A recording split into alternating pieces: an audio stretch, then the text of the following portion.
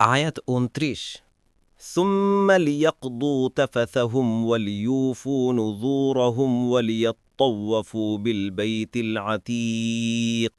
অনুবাদ: তারপর তারা যেন তাদের অপরিচ্ছন্নতা দূর করে এবং তাদের মানত পূর্ণ করে আর তাওয়াফ করে প্রাচীন ঘরের। তাফসীর ১ নং ফুটনোটের বিবরণ। তাফাস এর অভিধানিক অর্থ ময়লা, যা মানুষের দেহে জমা হয়। ফাথুল কাদির ইত্যাদি হারাম, তাই এগুলোর নিচে ময়লা জমা হওয়া স্বাভাবিক। এই আয়াতে বলা হয়েছে যে হজের কুরবানি সমাপ্ত হলে দেহের ময়লা দূর করে দাও, অর্থাৎ এহরাম খুলে ফেলো, মাথা মুন্ডাও এবং নখ কাটো, নাভির নিচের চুলও পরিষ্কার করো।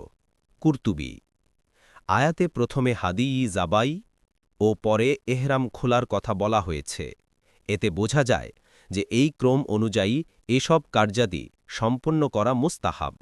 যদি এতে আকপিছ হয় তবে কোনো সমস্যা নেই, কারণ হাদিসে এসেছে, সেদিন অর্থাৎ ১০ই জিলহজ তারিখে হজের কাজগুলোর মধ্যে কোনোটা আকপিছ করার ব্যাপারে রাসূল সাল্লাল্লাহু আলাইহি ওয়াসাল্লামকে যখনই কোনো প্রশ্ন করা হয়েছে তখনই তিনি বলেছেন, করো, কোনো সমস্যা নেই।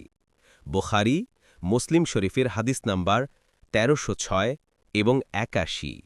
এই প্রসঙ্গে কথা জেনে নেওয়া উচিত যে পাথর নিক্ষেপ ও মাথা মুন্ডন এ দুটির যে কোনো একটি এবং হাদিয়ি জাবাইয়ের কাজ শেষ করার পর অন্যান্য যাবতীয় নিষেধাজ্ঞা শেষ হয়ে যায়, কিন্তু স্ত্রী সহবাস ততক্ষণ পর্যন্ত বৈধ হয় না যতক্ষণ না তাওয়াফে ইফাদা শেষ করা হয়। ২ নং ফুটনোটের বিবরণ। নজুর শব্দটি নাজারের বহুবচন, অর্থাৎ এ সময়ের জন্য যে ব্যক্তি কোনো মানত করে সে যেন তা পূরণ করে। শরীয়তে মানতির স্বরূপ এই যে, শরীয়তের আইনে যে কাজ কোনো ব্যক্তির উপর ওয়াজিব নয়, যদি সে মুখে মানত করে যে আমি এ কাজ করব, অথবা আল্লাহর ওয়াস্তে আমার জন্য এ কাজ করা জরুরি, একেই নাজার বা মানত বলা হয়। একে পূর্ণ করা ওয়াজিব হয়ে যায়, যদিও মূলত তা ওয়াজিব ছিল না, তবে এর ওয়াজিব হওয়ার জন্য কাজটা গুনাহ ও নাজায়েজ না হওয়া সর্বসম্মতিক্রমে শর্ত। যদি কেউ গুনাহের কাজের মানত করে, সেই গুনাহের কাজ করা তার ওপর ওয়াজিব নয়, বরং বিপরীত করা ওয়াজিব। কুরতুবী: তবে কসমের কাফফারা আদায় করা জরুরি হবে। মানত পূর্ণ করা ওয়াজিব, আলোচ্য আয়াত থেকে মূলত তাই প্রমাণিত হয়। এতে মানত পূর্ণ করার আদেশ দেওয়া হয়েছে। ইবনে আব্বাস রাদিয়াল্লাহু আনহুমা বলেন, এই আয়াতে ওট বা গৃহপালিত জন্তুর যা জাবাই করার জন্য মানত করেছে সেটাকে পূর্ণ করতে বলা হয়েছে। মুজাহিদ বলেন, এখানে উদ্দেশ্য হজ ও হাদিয়ি সংক্রান্ত মানত এবং এমন মানত যা হজের সময় সম্পন্ন করতে হয়। কারো কারো মতে হজের যাবতীয় কাজকে এখানে মানত হিসেবে অভিহিত করা হয়েছে। ইবনে কাসির, ফাথুল কাদির। ৩ নং ফুটনোটের বিবরণ।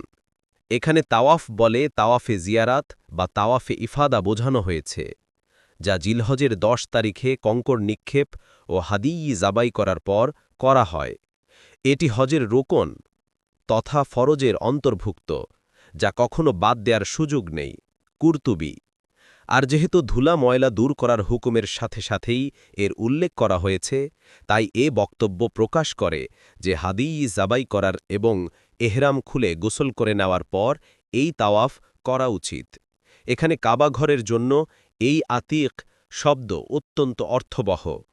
আতিক শব্দটি আরবি ভাষায় ৩টি অর্থে ব্যবহৃত হয়। একটি অর্থ হচ্ছে প্রাচীন, দ্বিতীয় অর্থ স্বাধীন যার ওপর কারোর মালিকানা নেই, তৃতীয় অর্থ সম্মানিত ও মর্যাদাপূর্ণ। কুরতুবী, ফাথুল কাদির। তাছাড়া লক্ষ্য করলে দেখা যাবে যে আল্লাহর এই ঘরটি বহিঃশত্রুর আক্রমণ হতেও মুক্ত। মুজাহিদ রাহেমাহুল্লাহ বলেন, আল্লাহ তার ঘরের নাম আতিক রেখেছেন কারণ আল্লাহ একে কাফির ও অত্যাচারীদের আধিপত্য ও অধিকার থেকে মুক্ত করে দিয়েছেন। কোনো কাফেরের সাধ্য নেই যে একে অধিকারভুক্ত করে। আসহাবে ফিল তথা হস্তি বাহিনীর ঘটনা এর পক্ষে সাক্ষ্য দেয়।